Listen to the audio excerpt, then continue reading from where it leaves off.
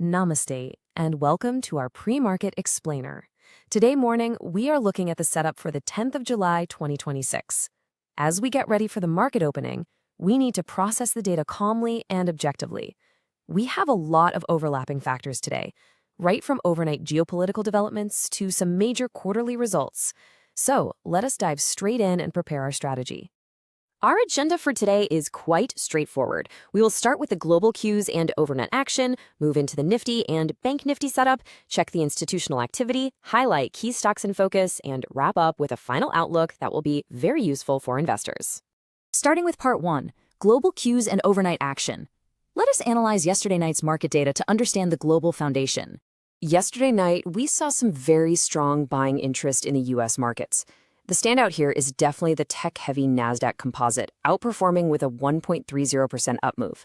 This was mostly driven by risk appetite returning to semiconductor stocks. Across the board, the global market closed in the green, which has given us a very positive setup for our own IT and electronics sectors today morning. Now, what exactly drove this rally? Well, yesterday night, comments pointing to easing U.S.-Iran tensions caused crude oil to fall to around $72 per barrel. Because that immediate inflation fear cooled down, it pulled the U.S. 10-year Treasury yield down to 4.54%. This drop in yields and cooling oil prices is a major positive for global equities, and it is absolutely excellent for India's macroeconomic stability. Moving on to Part 2, Nifty and Bank Nifty setup. Let us look at the key levels for today's expiry and trading session. Right now, the Gift Nifty is indicating a gap-up opening near the 24,104 level.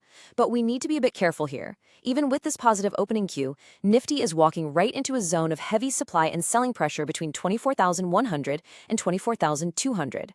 On the lower side, the immediate support rests at 23,900 with strong support at 23,600.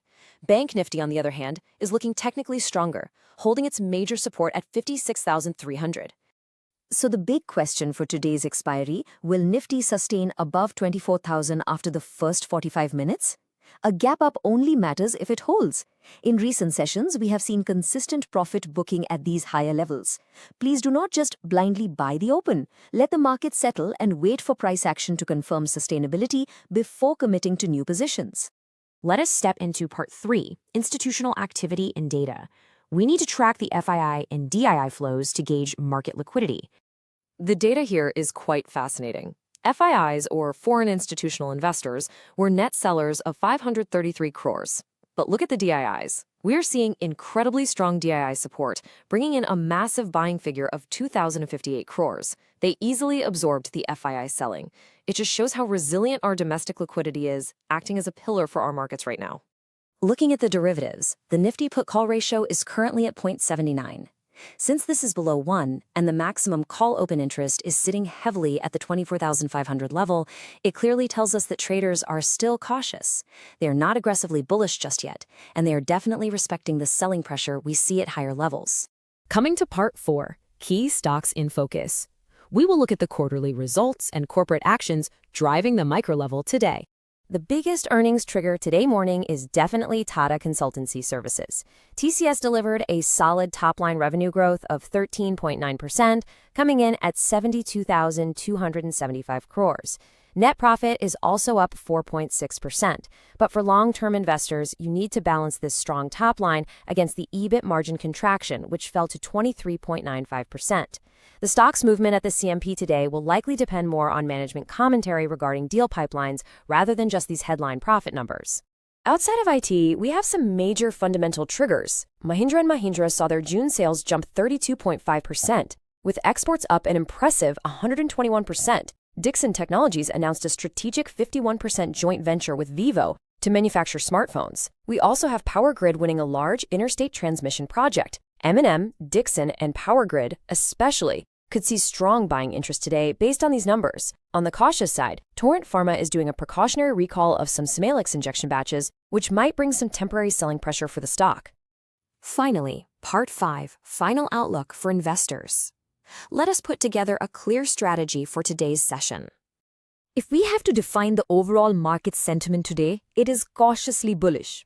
Yes, the global cues are great, the market closed in the green yesterday night, and the drop in crude oil is fantastic for us. but we simply cannot ignore the heavy domestic resistance and the cautious derivatives data we just analyzed. So here are the top 3 takeaways that will be very useful for investors today. 1. Closely monitor if Nifty actually sustains above 24,000. If it fails, we're looking at a range-bound trap with profit booking. 2. Because the index is near resistance, keep your focus strictly on stock-specific action and quarterly results like TCS and M&M. And 3. Maintain strict discipline because geopolitical headline risks can shift at any moment. Before we wrap up this explainer, I want to leave you with this thought. While global inflation fears definitely cooled down yesterday night, a recent poll expects our domestic June CPI to come in at 4.3%. That is still above the RBI's 4% target. If our domestic inflation remains persistent, will it limit the RBI's ability to support market growth in the near future? It is a key risk factor to consider moving forward, especially for rate-sensitive sectors like banking and auto. Thank you for joining us today morning. Keep your stop losses tight, respect your levels, and have a disciplined trading day.